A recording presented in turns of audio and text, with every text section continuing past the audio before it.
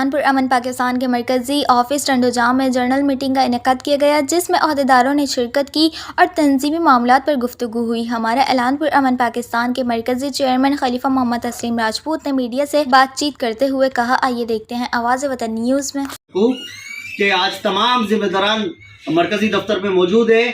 تمام ذمہ داران اللہ اس کے رسول کی رضا کے لیے، دفاع پاکستان کے لیے اپنا کردار ادا کرے۔ ہمیں کوئی لالچ نہیں، ہم نے نہ کوئی ووٹ لڑنا ہے، کبھی نہ سیاسی تنظیم بننا ہے۔ ہم صرف فلاحی طور پر لوگوں کی خدمت کرنے کے لیے میدان عمل میں آئے، اور ہم ایک میسیج دینے کے لیے میدان عمل میں آئے کہ ہم نے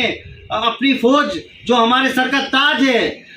ہماری آنکھوں کی ٹھنڈک ہے، ہم نے ان کی حوصلہ افزائی کے لیے پورے پاکستان میں امن کے پیغام کو عام کرنا ہے، محبت کے پیغام کو، بھائی چارے کے پیغام کو عام کرنا ہے۔ ہمارا اعلان پرامن پاکستان، ہمارا اعلان پرامن پاکستان، پاک فوج زندہ باد، پاک فوج زندہ باد، پاکستان زندہ باد، پائندہ باد، پائندہ باد، زندہ باد، زندہ باد، پاک فوج زندہ باد۔